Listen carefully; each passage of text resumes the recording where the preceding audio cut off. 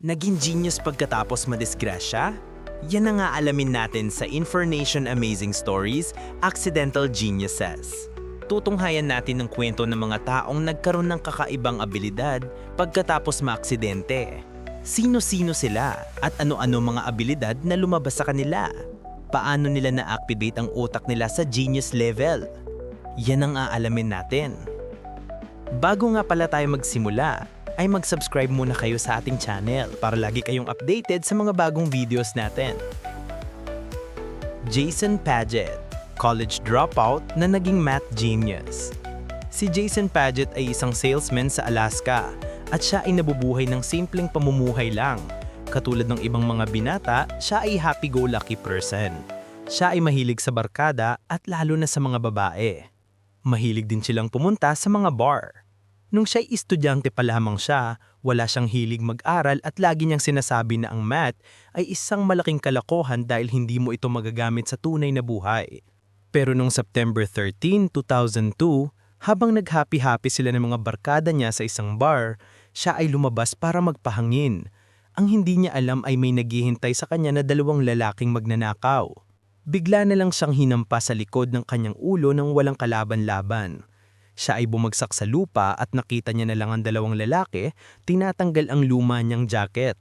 At nakakita siya ng hindi maipaliwanag na ilaw na lumitaw na para bang flash ng kamera na talagang nakakasilaw hanggang siya ay mawalan ng malay. Dinala siya sa hospital na may injury sa ulo at nagtamo siya ng traumatic brain injury.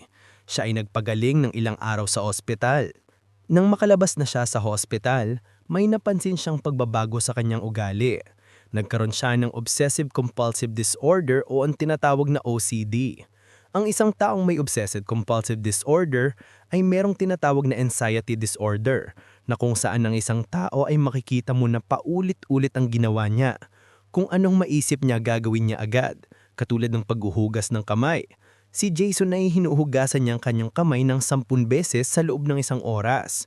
Yan ang napansin niyang pagbabago sa sarili niya. Natatakot na din siyang lumabas kaya tinakpan niya ng kumot at malalaking kurtina ang mga bintana at mga pintuan niya.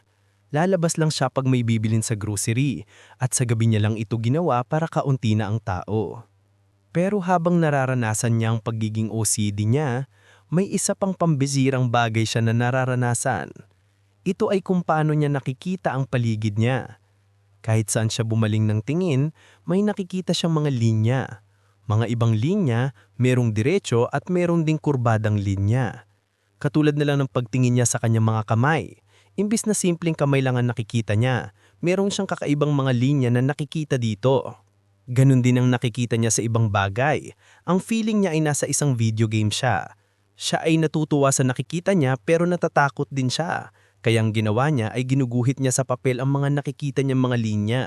Sa ganung paraan na i-express niya ang hindi niya maipaliwanag na mga linya.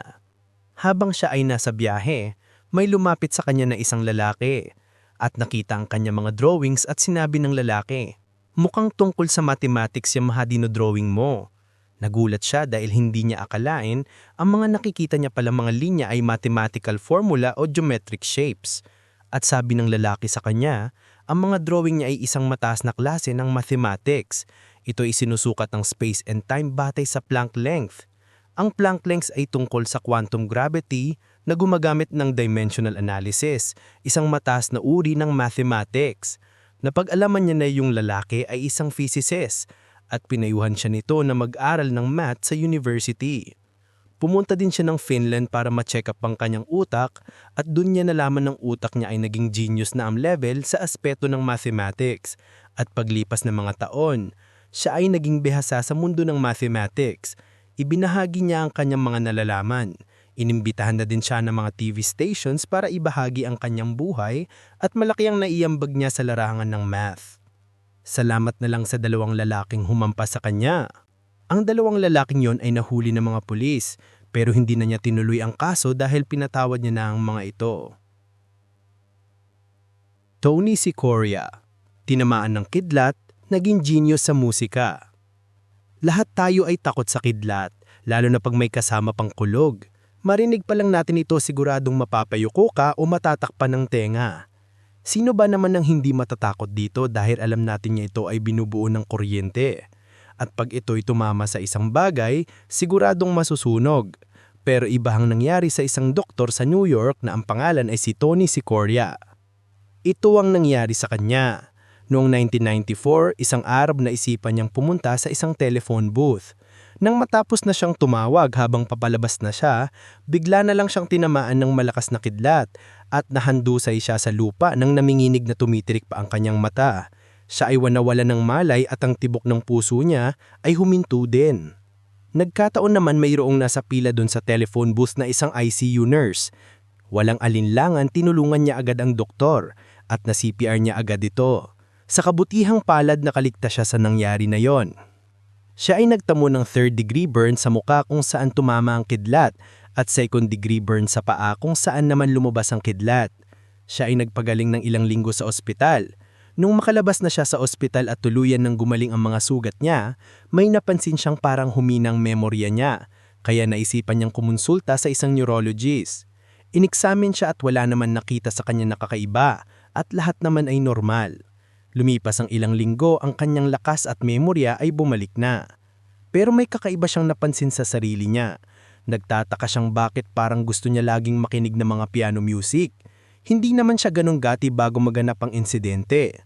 Nandun yung panasa niya na lagi siyang gustong makinig ng piano, kaya naisipan niyang bumili ng piano. Ang sabi niya ang utak niya daw ay parang bumaba ng musika na hindi niya maipaliwanag dahil hindi siya mahilig sa musika. Kaya simula nang bumili siya ng piano, pinag-aralan niya ito at mabilis niyang natutunan ito nang walang kahirap-hirap. Lahat ng klase ng piyesa natutugtog niya, katulad ng piyesa nila Mozart at ni Beethoven. Nakakakompose na hin siya ng sarili niyang piyesa. Nang malaman ito ng mga kapwa niyang doktor, pati natingnan siya sa neurologist ulit para i-check ang brain activity niya. At doon nila nakita na ang parte ng utak ni Tony na responsable sa musika ay dumating sa genius level at nangyari ito nung pagkatapos siyang tamaan ng kidlat. Maliban sa pagiging doktor, siya din ay naging isang professional pianist. Nagtatanghal na siya sa iba't ibang bansa at meron na din siyang album. Salamat sa kidlat na tumama sa kanya. Hindi pala kidlat, yung nurse pala, na tumulong sa kanya dahil buhay pa siya.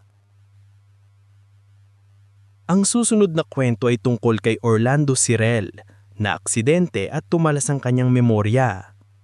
Noong 1979 si Orlando Cirel ay 10 taong gulang pa lamang at katulad ng ibang mga bata, siya ay mahilig sa sports katulad ng baseball. Isang araw siya ay masayang naglalaro ng baseball kasama ng mga barkada niya. Noong papatakbo na siya para sa second base, laking gulat ng lahat nang bigla na lang siyang tinamaan ng bola sa kaliwang bahagi ng kanyang ulo. Siya ay bumulagta at nawala ng malay ng ilang segundo. Pero nung nagkamalay na siya ay bumangon at bumalik agad sa paglalaro. Hindi niya sinabi sa magulang niya ang nangyari dahil sa takot na mapagalitan. Kaya hindi siya nadala sa ospital para mapacheck up. Kaya minsan kumikirot ang ulo niya. Tinitis niya lang ito para hindi malaman ng magulang niya hanggang isang araw na wala ng tuluyan ng kirot. Pero pagkatapos mawala ng kirot, may napansin siyang kakaiba sa sarili niya. May napansin siyang may nagbago sa kanyang utak, lalong-lalo na ang kanyang memorya. Naging matalas ang kanyang memorya, lalong-lalo na ang memorya niya sa araw, oras at kung anong mga nangyari sa araw na yon. Para siyang nagkaroon ng kalendaryo sa utak niya. Ang tawag ng mga scientista dito ay calendrical calculations. Ito yung special na abilidad na kaya mong maalala ang mga araw ng kalendar at kung ano mga nangyari sa araw at oras na nakapaloob doon. Halimbawa, pag tinanong mo siya kung anong nangyari noong January 23, 1993, sasabihin niya sa iyo kung anong araw yon, kung anong klima ng araw na yon, kung anong balita sa TV at kung ano-ano pa. Nang kalaunan siya ay nakilala ng karamihan sa Amerika, naitampok na din siya sa iba't ibang programa sa TV para maipalmas ang kanyang special na abilidad. Naitampok din siya sa palabas ni Stan Lee na Superhuman. Si Stan Lee yung gumawa ng Marvel Comics.